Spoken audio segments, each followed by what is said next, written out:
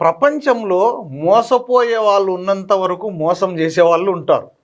ఇలాంటి అమాయక చక్రవర్తి ₹1 కాదు, ₹2 కాదు, 1,25,00,000 రూపాయలు పోగొట్టుకున్నాడు ఈయన. అందుకే పెద్దలు ఏం చెప్పారంటే, పిల్లలకు తెలివితేటలు ఇవ్వండి, చదివించండి, చదువుని ఎవరు దోచుకోలేరు అని చెప్తారు పెద్దోళ్ళు. చదివిస్తే ఎక్కడో ఒక చోట బతుకుతాడు. పాపం ఈయనకు చదువు లేక పెద్దలు కూడబెట్టి తాతల కాలం నుంచి వచ్చిన ఆస్తి దాదాపు ఎక్కడ, ఏ ఊరు అయినది, ఆలమూరు మెయిన్ రోడ్డుకున్నది, 1,20,00,000కు ఆస్తి అమ్ముకున్నాడు. ఆ 1,20,00,000 అమ్ముకున్న ఆస్తితో పాటు ఈయన దగ్గర ఉన్న బంగారు అన్నీ పెట్టి, ఇక్కడ ఫోటోలు కనిపిస్తున్నారు కదా, ఈ కిలాడీలు ఇద్దరు, ఈయన భార్య కాదు, భార్య కాని భార్య, అంటే భార్య కంటే ఎక్కువ ఉంటాయి ఈమె. ఇంకొకటి ఏంటంటే, ఈమె పైన నిన్న ఎఫ్ఐఆర్ అయింది. ఈమె డిఎస్పి అని, మహిళా డిఎస్పి అని చెప్పేసి వీళ్ళకు భయభ్రాంతులకు గురి చేసి పోలీస్ డ్రెస్ కూడా వేసుకొని ఏకంగా ఇంటికి పోయి ఫేస్బుక్లో పెట్టుకుందంటే, ఇంకా ఏ లెవెల్లో మోసం చేస్తున్నారో చూడండి. అది కూడా బెదిరించు, నేను మహిళా పోలీస్ స్టేషన్లో దిశలో నేను డిఎస్పి అని చెప్పిందంట, కానీ నిన్నేమో సిఐ మాత్రం ఒక కానిస్టేబుల్ అని చెప్పుకుంది అని ప్రెస్ మీట్లో చెప్పినాడు. ఈయన ఎట్లా మోసపోయినాడు, ఈ 1,25,00,000 రూపాయలు ఎలా మోసపోయినాడు అనేది ఒకసారి ఈయన మాటల్లోనే అడిగి తెలుసుకుందాం. పేరు, ఏ ఊరు చెప్పు? నా పేరు రామానాయుడు. ఏ ఊరు? ఆలమూరు. ఆలమూరు, రైట్. నీకు 1,20,00,000 ఎట్లొచ్చింది? భూమి అమ్మింటే వచ్చింది. భూమి అప్పులు ఉంటే భూమి అమ్ముకున్నా, కొంచెం అంత ఇంత ఉంటే. ఎంత కమ్మింటి భూమి? 1,25,00,000 అమ్మింది. 25. మళ్ళీ 1,25,00,000 అప్పులు ఉన్నాయంటున్నావు? అప్పులు కట్టుకొని మిగతా నా దగ్గర ఉండేది ఇచ్చా, వేరే వాళ్ళతో అప్పు తెచ్చి ఇచ్చా మళ్ళీ. ఓహో, నీ డబ్బులు కాకుండా వాళ్ళ అప్పులు కూడా ఇప్పించావు. శబాస్, మొగోడయా నువ్వు. ఎట్లా, ఏ రకంగా? ఈయన ఏమైతాడు నీకు? అన్న అవుతాడు. అన్న అంటే మా పెద్దమ్మ కొడుకు. పెద్దమ్మ కొడుకు. ఏం పేరు ఈయన పేరు? రంగనాయకులు. రంగనాయకులు. సొంతం పెద్దమ్మ కొడుకా? మా అమ్మ కంటే పెద్దమ్మ కొడుకు. ఓ, ఏ విధంగా ఇచ్చినావు? ఎప్పుడెప్పుడు ఎంత ఇచ్చినావు? ఆరోగ్యాలు బాగాలేవని తీసుకొని పోతా. ఫస్ట్ ఎంత ఇచ్చినావు? ఫస్ట్ 1,00,000 ఇచ్చిన, మళ్ళీ 5,00,000 కావాలి. అది వెనక్కి ఇచ్చినాడా? ఫస్ట్ బాగా ఎన్నికి ఇవ్వలే, పోయిందంతా అట్లే పోతానే ఉంది. ఎన్నికి అడిగితే మాకు ప్లాట్లు ఉన్నాయి అమ్మిస్తాము, 20,00,000 దాకా పోయింది. ఎన్నికి అడిగితే మాకు ప్లాట్ ఉన్నాయి అమ్మిస్తాను అని అనింది. ప్లాట్లు అమ్మిస్తాను అనింది. ఎవరు అనింది? ఈమెనా? ఆమె అనింది. ఈమెకి ఎక్కడి నుంచి వచ్చినాయి ప్లాట్లు? మా కొనుక్కుందంట ఆమె. చూసినావా నువ్వు ప్లాట్లు? ఈమెది ఏ ఊరు మొత్తం మీద? కనగానపల్లి, కళ్యాణదుర్గం మండలము, ముదినేనపల్లి. ముద్దినేనపల్లి అంటే ఈమె భార్య కాదు? ఈయనకి భార్య కాదు, రిలేషన్ లో ఉన్నారు వాళ్ళు. ఓ, ఫిజికల్ గా. Okay okay. పెళ్ళాం కంటే ఎక్కువ. ఇప్పటికీ ఉందా? ఇప్పటికీ ఉంది. ఎక్కడున్నారు వీళ్ళు ఇప్పుడు? ఇప్పుడు ఆయన ఆలమూరులో ఉన్నాడు, ఆమె ఊర్లో ఉంటది. వాళ్ళ ఊర్లోనా? ఆమె పెళ్ళి అయిందా మీకు? పెళ్ళి అయింది. అతను మొగుడు దగ్గర ఉంటాడా? మొగుడు దగ్గర ఉన్నాడు. మొగుడు దగ్గర ఉంటుంది, ఈయన దగ్గర ఉంటుంది. ట్విన్. సూపర్. సరే, అప్పుడింత ఇప్పుడింత ఇచ్చి 2023 నుండి మాకు ఇట్లే డబ్బులు వసూలు చేసుకుంటా, ఇద్దో ఇస్తా అని మాయమాటలు చెప్పి తీసుకొని పోయింది. ఈమె మీ ఇంట్లో కూడా ఉందని చెప్పినావు కదా, నాతో ఉంటుండే అని చెప్పి. మా ఇంట్లో పోలీసు డ్రెస్ వేసుకొని వచ్చి రెస్ట్ తీసుకుంటుందని చెప్పి మా పరిచయం చేసి మా అన్న చెప్పాడు. ఈమె డ్రెస్తో వస్తుంది అనమాట వీళ్ళ ఇంట్లోకి. పోలీస్ డ్రెస్తో వచ్చి ఆ డ్రెస్ ఇప్పేసి తగిలిచ్చి పడుకుంటుంది వీళ్ళ ఇంట్లో రెస్ట్. ఈమె రే మీ వదిన లాంటిది, బాగా చూసుకో అంటే ఈమె పోలీస్ అని చెప్పి మాయమాటలు చెప్పి ఆ డ్రెస్సులో వచ్చి వీళ్ళకు, వీళ్ళ అమాయకులు కదా, వీళ్ళ అమాయకుల్ని క్యాచ్ చేసుకొని వీళ్ళతో అప్పుడింత ఇప్పించుకొని, ఇంకోటి ఏంటంటే ఈయన కొడుకును అమెరికాలో చదివిస్తున్నాడా? అమెరికాలో. ఈయన డబ్బులు ఈయనవి. కొడుకు మాత్రము ఏం చేశారు, మామూలుగా ఫారెన్ వెళ్ళాలంటే బ్యాంకులో డిపాజిట్ చేసిన తర్వాత చూపించాలి అమౌంట్, క్యాష్, ఇది డిపాజిట్ రూపంలో అకౌంట్లో. అది చెప్పి ఈయనకు అకౌంట్లో డబ్బులు వేయించుకొని, ఎన్ని లక్షలు వేసుకున్నాడు అప్పుడు నీతో?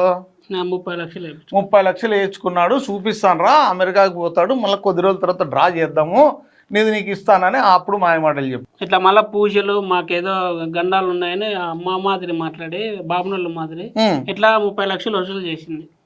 అంటే మీకు గండాలు ఉన్నాయని? మేము పూజ చేపిస్తాం అది ఇదని. మరి ఏం గండం ఉందని మీకు? చనిపోతారు అని 3 రోజుల్లో 30 లక్షలు గుళ్ళో వేసి రావాలా అని భయపడి ఇచ్చింది. ఇంత అమాయకంగా ఉంటే ఎట్లయా? మరి ఆ బంగారు గింగారు అంతా పెట్టి ఇచ్చేసినారు. బంగారు వేరే వాళ్ళంతా తెచ్చి ఇచ్చేసిన, మళ్ళీ నేను భూమి ఆయకం పెట్టి వాళ్ళకి బంగారు ఇడిపించి కొన్ని అప్పులు కట్టుకున్నా. ఇప్పుడు ఏమీ లేదు. ఏం లేదు ఇప్పుడు నీ దగ్గర, మొత్తం ఊడిచేసినారు. నాకు ఈ లెక్క వస్తేనే బతికే ఆధారం అయింది, లేదంటే నాకేసినారు ఇద్దరు కలిపి. అవును. చూడండి, సొంతము పెద్దమ్మ కొడుకు, అంటే మీ అమ్మ అక్క కొడుకు, పెద్దమ్మ కొడుకు నమ్మి ఈయన ఏదో అప్పులు ఉన్నాయని కొంచెం పొలం అమ్ముకున్నాడు 1,20,00,000కు. దాంట్లో కొంచెం అప్పులు కట్టుకున్నాడు. మిగిలిన డబ్బులంతా వీళ్ళిద్దరు కలిపి నాకేసినారు. మీ వదిన లాంటిది అని చెప్పి నమ్మించినాడు. ఈమెమో పోలీస్ డ్రెస్సులో వచ్చి బిల్డప్ ఇచ్చింది. ఈ భార్యాభర్త వీళ్ళిద్దరు అమాయకులు. వీళ్ళ అమాయకత్వాన్ని ఆసరాగా చేసుకొని పూజలు పునస్కారాలు, మీకు కండం ఉంది, మీరు చచ్చిపోతారని భయభ్రాంతులకు గురి చేసి, ఈ బంగారంతా మీ దగ్గర ఉంటే ఇబ్బంది పడతారు, మీరు చచ్చిపోతారు, దాన్ని అమ్మవారి గుళ్ళో ఉండిలేసి రాలని చెప్పి భయపడిచ్చిందంట వీళ్ళకి.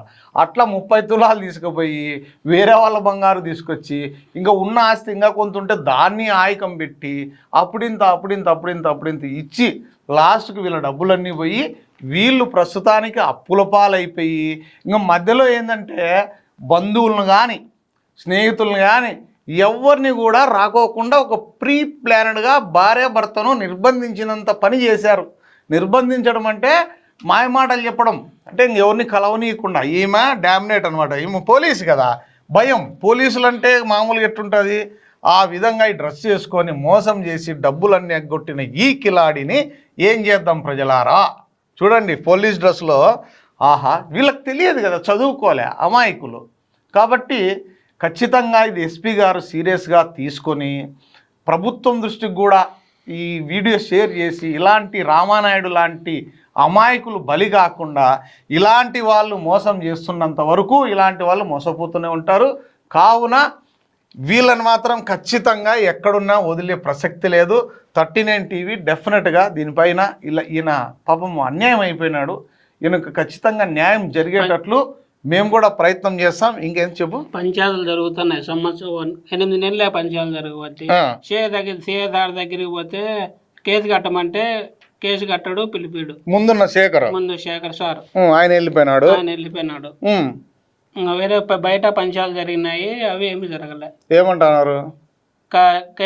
ఫస్ట్ 90 లక్షలు కట్టిస్తామన్నారు సీఏదార్ దగ్గర. మళ్ళీ 4 రోజులు 5 రోజులు మళ్ళీ రాలే, ఏం చేసినారేమో. మళ్ళీ వేరే చోట 80 లక్షలు కట్టిస్తామన్నారు, అప్పుడు రాలే. ఎవరో లాయర్ అడ్డుపడుతున్నారు, లాయరు హరి అని లాయరు ఇప్పుడు అడ్డుపడుతున్నారు. ఏం పేరు? హరి లాయర్ అని ఆయన అడ్డుపడుతున్నారు. చంద్రాచార్ల అయింది, హరి ఆయన పేరు. ఆయన వాళ్ళని స్టేజ్ కి రాకుండా ఆయన వచ్చి మాట్లాడుతున్నాడు. ఇది లైవ్ ఇడిస్తే మీ బంగారు ఏమేమో కోర్టులో ఏమన్నా ఉంటే కోర్టులో చూసుకోకపోతే వచ్చింది కదా నిన్న న్యూస్, అది లైవ్ ఇడిచినారని. లైవ్ కదా న్యూస్ వచ్చింది. ఆ న్యూస్ వచ్చిందని మేము బంగారు ఏమో డబ్బులు ఏమన్నా ఉంటే కోర్టులో చూసుకోపోండి, మీరు ఎవరు చెప్పుకుంటారో చెప్పుకోపోండి అని బెదిరించినారు. ఎవరు బెదిరించినది? హరి ఎవరు? Lawyer, advocate Hari. నీకు బెదిరించినాడా? డిఎస్పీ ఆఫీస్ లో చెప్పాడంట, సార్ మళ్ళీ మాకు ఇట్లా వాళ్ళ లాయర్లు వస్తున్నారప్ప, కేసు కట్టినామో ఏమన్నా ఉంటే కోర్టుకు పోండి మీరు అని చెప్పింటాడు. అంతే కదా. ఈ చూడండి ప్రజలారా, ఇలాంటి వాళ్ళు ఉన్నంత వరకు మరి కారు తీసుకున్నాడు మా డబ్బులతోనే. నీ డబ్బులతోనే కారు కొనుక్కున్నాడు. ఆయన తిరుపతి నాయుడు అని ఉన్నాడు. మీ పేరు మీద పెట్టినాడా లోన్ ఏమన్నా? అతని పేరు మీదే పెట్టినాడు. తిరుపతి నాయుడు ఎవరు? వాళ్ళ రంగనాయకుల చిన్నాన్న కొడుకు. ఆయనవి 65 లక్షలు. ఆయనకు కూడా ఇవ్వాలనా? ఆయనకి తిరుపతి నాయుడుకి కూడా. ఏం చేసినాడు ఈ డబ్బులన్నీ? ఏమి చేశారో వాళ్ళు ఎంజాయ్ చేసినారు, ఏం చేసినారేమో అర్థం కాదు. ఆయన కళ్యాణదుర్గంలో కేసు నడుస్తుంది ఆయనది, తిరుపతి నాయుడు. వీళ్ళిద్దరి మీద ఆల్రెడీ కేసు ఉంది. అయితే ఏమో రోజు ఈయన ఇంటికి వచ్చి పోతున్నారు, ఏమో దొరకలే స్టేజ్. చూసారా ప్రజలారా, కోట్లాది రూపాయలు ఒక ఉద్యోగస్తులు రిటైర్డ్ అయినప్పుడు పిఎఫ్ దాచుకున్న డబ్బులు కూడా ₹1,00,00,000 వస్తాయో లేదో తెలియదు, కానీ ఈజీగా దాదాపు 2-3 ఏళ్ల కాలంలోనే 1,25,00,000 దగ్గర నియర్లీ వీళ్ళిద్దరూ బంగారుతో పాటు ఈయన ఆస్తి అమ్మిన డబ్బులు అయిపోయినారు. తర్వాత ఉన్న ఆస్తిని తాకట్టు పెట్టించినారు. ఈయన బంగారు బ్యాంకులో ఈమె పేరు మీద పెట్టుకుంది వాళ్ళ బంగారు. ఇడిపిమంటే ఇడిపించకుండా వీళ్ళనే భయభ్రాంతులకు గురి చేసి ఇప్పుడు బెదిరిస్తున్నారు. కేసు పెడితే లాయర్లు అడ్డుపడుతున్నారు. ఈ విధంగా చేస్తున్నప్పుడు మరి ఏం చేయాలా? ఇది సివిల్ మ్యాటర్ ఏమన్నా అంటే అంటారు. మరి దీన్ని ఖచ్చితంగా ఎస్పీ గారు కొంచెం చొరవ తీసుకొని దీనిపైన ఖచ్చితంగా ఎంక్వైరీ చేయించి కొంచెం స్పెషల్ కేసుగా నిజంగా ఏం జరిగింది ఏందనేది కూడా దీనిపైన ఖచ్చితంగా ఎంక్వైరీ చేసి డెఫినెట్గా ఈ కేసును ఖచ్చితంగా ఇలాంటి జరక్కోకుండా చర్యలు అయితే చేపడతారని ఆశిద్దాం.